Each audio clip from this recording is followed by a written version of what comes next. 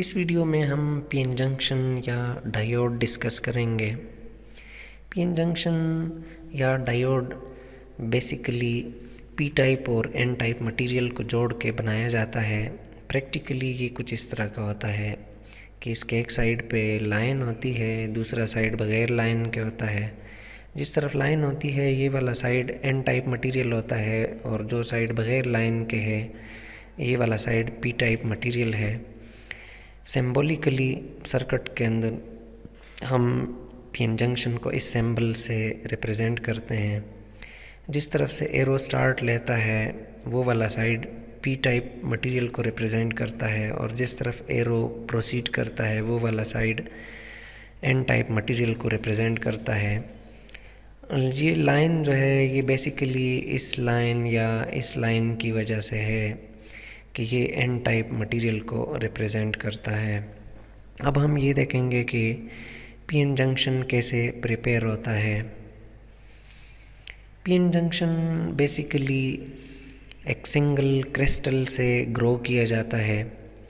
Crystal के एक side पे एन टाइप मटेरियल को ग्रो किया जाता है जबकि क्रिस्टल के दूसरे तरफ पी टाइप मटेरियल को ग्रो किया जाता है। पी टाइप और एन टाइप मटेरियल जिस प्लेन पे आपस में जुड़े हैं ये प्लेन जंक्शन कहलाता है। जंक्शन जोड़ को कहते हैं जहाँ पर पी और एन टाइप मटेरियल आपस में जुड़े हुए हैं। इस रीजन को जंक्शन कहा जाता है। इसी वजह से इसका नाम पी एन जंक्शन रखा गया है। अब हम ये देखेंगे कि जब पीएन जंक्शन प्रिपेयर हो जाता है तो उसके बाद क्या होता है।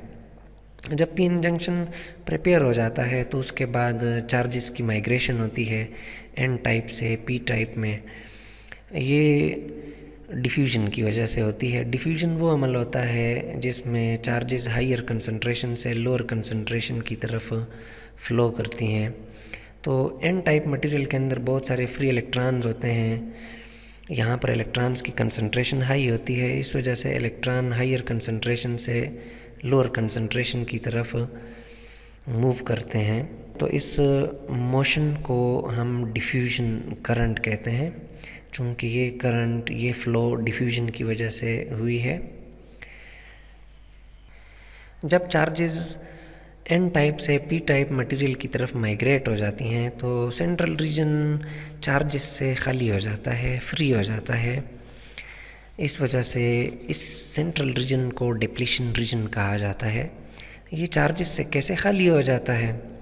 ये इस तरह से खाली होता है कि एन टाइप मटेरियल के अंदर इस तरफ बहुत सारे फ्री इलेक्ट्रॉन्स थे जो कि अब नहीं हैं, ये पी टाइप मटेरियल में चले गए हैं। यहाँ पर अब कोई फ्री इलेक्ट्रॉन नहीं है कि वो कंडक्शन में हिस्सा ले सकें और इस तरफ जो होल्स थे वो भी ख़त्म हो गए। अब इस तरफ कोई पॉजिटिव चार्जेस नहीं हैं कि वो कंडक्शन में हिस्सा ले सकें। तो इस वजह से यहाँ पर जो चार्ज कैरियर्स थे वो ख़त्म हो गए हैं। मतलब ये रीजन जो है सेंट्रल रीजन ये चार्जेस से खाली हो गया है, डिप्लीट हो गया है। इस वजह से इसको डिप्लीशन रीजन कहा जाता है और इसको हम कुछ इस तरह से रिप्रेजेंट करते हैं कि ये रीजन चार्जेस से फ्री हो गया है।